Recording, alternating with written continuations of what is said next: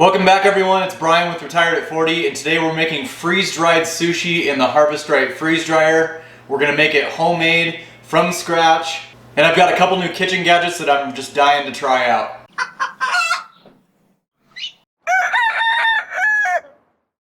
It seems like sushi is one of those things that people either love or they hate, but there's really nothing out of the ordinary in it, with the exception of nori, which is a seaweed wrap. But the ingredients are very simple in a basic sushi. We're not doing anything fancy. There's no raw fish in ours. In fact, we use the crab sticks, which is usually imitation crab. You have cucumber. We use an English cucumber just because you can dice them in one long strip. An avocado. The nori, which we talked about earlier, which is a seaweed wrap. It's just the paper that goes on the outside. And then some rice. The most important part of sushi is having the right rice, and it's not necessarily the type of rice, it's how you cook it and how the finished product of the rice is. You want a very dry, sticky rice in order to keep that roll form. And the best way that I've found is with an Instant Pot. The Instant Pot cooks it very quickly and it cooks it to perfection every time. So you can definitely do it without an Instant Pot. If you're interested in the Instant Pot that I use, I'll put a link in the description. But in order to make your rice the best way possible, you always want to pre-rinse your rice. You want to strain it, and you want to get the extra starch and whatnot off of this rice. And you'll notice how much starch comes off when you rinse it because you'll have a white cloudy water that comes off. In the Instant Pot, the rice is always a 1-to-1 ratio. So I've got 2 cups of rice in here. I add 2 cups of water. Put your lid on, go to high pressure for 4 minutes, and you're all set. And that's all there is to it for the rice. While we're waiting for that, we can dice up some of the ingredients. So 3 basic ingredients. You're gonna want to peel your cucumber. Your avocado you're gonna want in half. And you want an avocado that's still pretty firm. You don't want it to be too soft. You're gonna take the seed out, obviously. And then your crab. So you want everything to be cut into long strips, and you want them as long as you can because you're going to make a whole roll of sushi, and then you're going to cut it into pucks like you're used to seeing.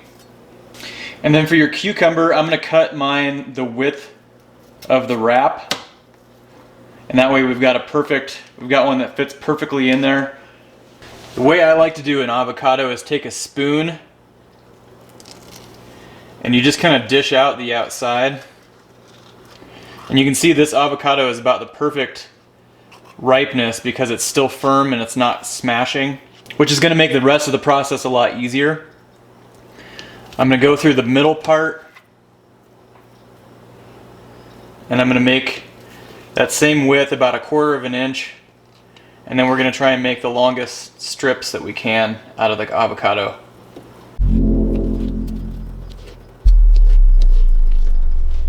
Alright, that was super quick. Our rice is all done. Perfect consistency. See how it sticks?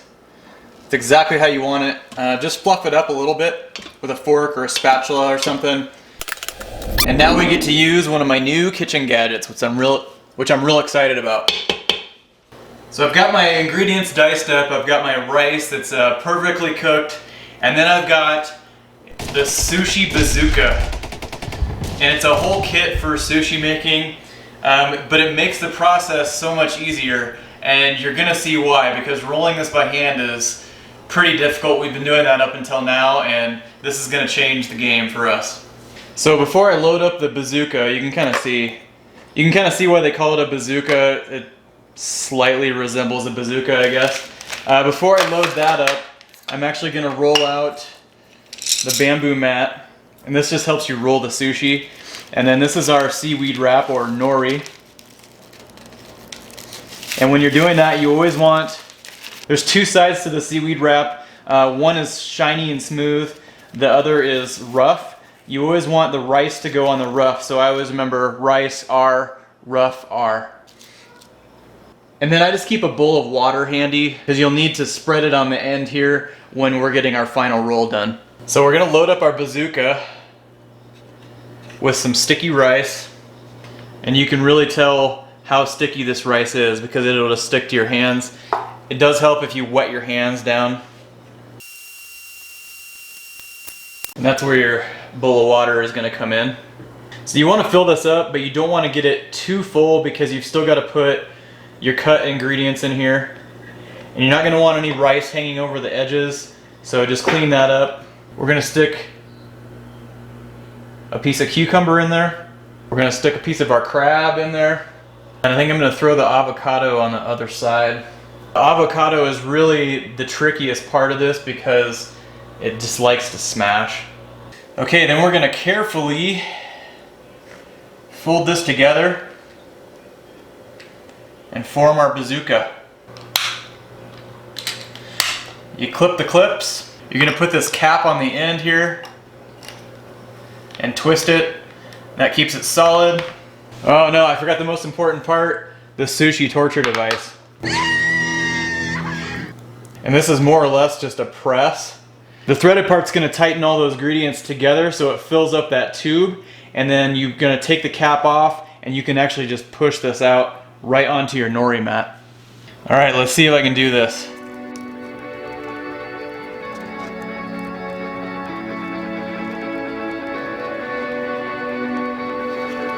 That is awesome. This wasn't the best attempt ever, but give me some credit. This is the first time I'm doing this with the bazooka. Next thing you're gonna do is just dip your finger in that water, and we're gonna seal this like an envelope. Just gonna make a line of water across here. You're gonna take the bamboo mat, and you're just gonna roll. Make sure the edge of the nori gets tucked in there, and then we're just gonna roll it like this a couple times. Back and forth. You can actually kind of squeeze it together a little bit to make that seaweed wrap stick to the rice. That rice is super sticky on the dry mat, and it's going to give you a nice tight sushi roll. The thing I love about kitchen gadgets like this is it makes you appear to be a better chef than you actually are. If I hand rolled this, there's no way I could get anywhere close to this. The nice thing about that is it keeps all the sizes consistent as well, and it keeps the rice all nice and tight. Your presentation is way, way better. The next thing you're going to want to do is transfer this roll onto a cutting board.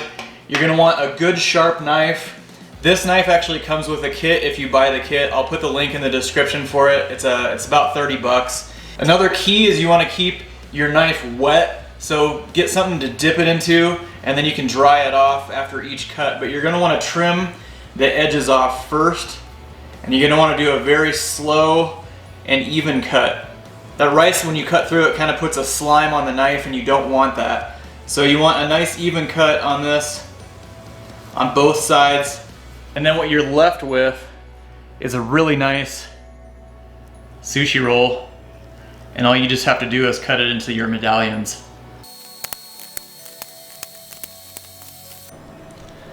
There we go.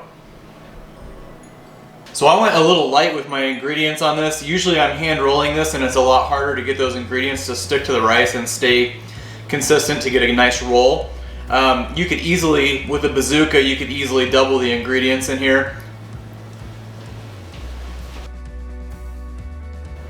So 1 cucumber, 1 avocado, 2 cups of rice, and 1 small snack-sized package of crab will get you 3 sushi rolls, or 24 of the medallions.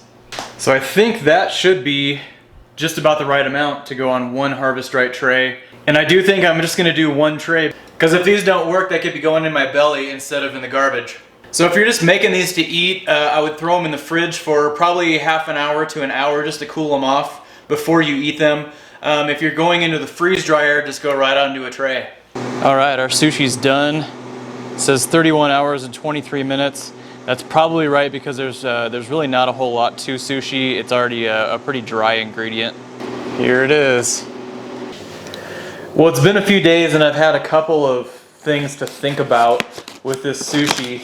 I think that everything freeze dried really well. The only hesitation I have is with the seaweed wrap, but overall it freeze dried really well, and I'm pretty pleased with the results. We know rice will do well. We know avocados will do fine. I'm sure the crab will do fine. And the other thing I forgot to add into this that you see a lot of times in here is just a slice of cream cheese. And it just kind of gives just a little bit of extra flavor, breaks up the rice monotony a little bit. So I've been scouring through the comments to find a new and a different way to start rehydrating some stuff, especially the really tough stuff that we've had difficulties with in the past. And a lot of people have said use a bamboo steamer. So I bought one. I put a link down below to this one. They're not very expensive, but it basically will only allow so much water, not even water, steam, to just infuse what you're trying to rehydrate. I think it just rehydrates a lot slower. So really all there is to this, you can get a single tier. This is a 2-tier one. They come with these little wax paper things that you just set down at the bottom. You put in whatever you're going to rehydrate, and it just really slowly allows the steam to come back in. And it seems kind of appropriate too, since we're making an Asian inspired food today, to have an Asian way of cooking. All this basket does is it will go over the top of a pot and it will steam. And it's got a lid that's going to go on the top here, and it's just going to slowly rehydrate this. These have been in here for about 15 minutes now, and they are still hard. So I think what I'm going to do is I'm going to leave these steaming, and I'm going to put these in the Instant Pot. So I have the wire basket at the bottom, so it doesn't actually sit in the water. And I'm just going to put a few in here just so this works. I think this is probably our best bet at this point, is to put it in some kind of pressure cooker. I'll try pressure cook for 3 minutes first. I also set one in a water bath just to see if it would actually take in the water and come back. And it is. The rice is soaking it up. It's been in here for about 10 minutes. But as I suspected, the seaweed wrap is just kind of it's just falling off. Okay, 3 minutes in the Instant Pot. It's not cooperating.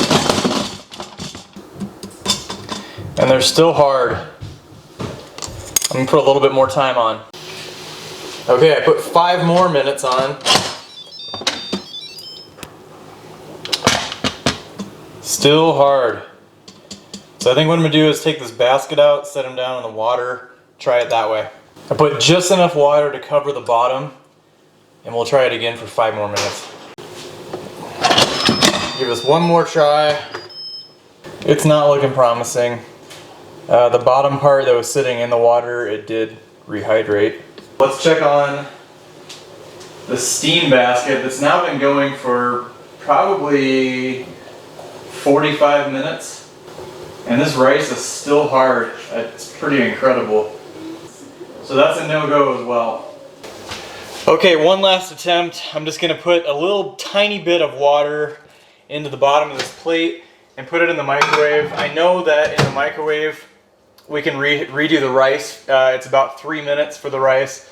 So I think 2 minutes for the sushi. I don't have high hopes for it, but